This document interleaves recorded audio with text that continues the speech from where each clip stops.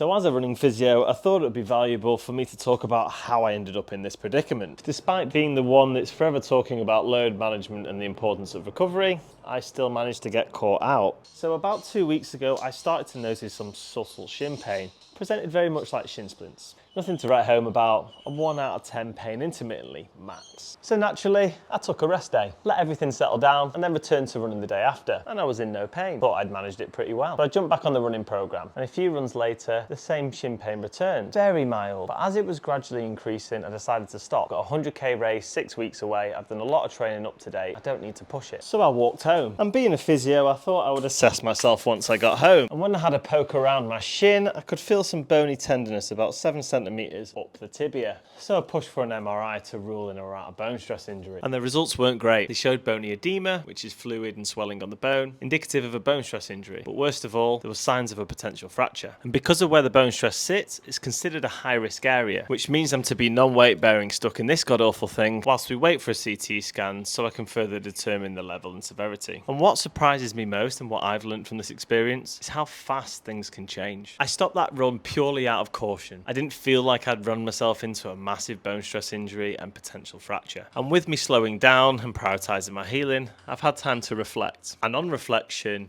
a lot has changed in my life since moving to Australia 6 months ago. You know, increased life stresses from just moving country, changing jobs, the environmental change, a change in my training stimulus as I push for the 100k, subtle shifts in my fueling, in my routine. And when you stack all these factors together and consider them as variables, it's plain to see how something like a bone stress injury can become more likely. So for now, I'm treating this as a learning opportunity so I can learn more about myself, my energy availability, my nutrition, how I could better my training volume and improve my habits. And just because I'm a physio that specialises in runners doesn't mean I'm not immune to the same lessons. So with that in mind, I'm going to be documenting my journey as best as I can to educate as many of you guys as I can. So if you want to learn more about this topic, then make sure to follow me. See you later.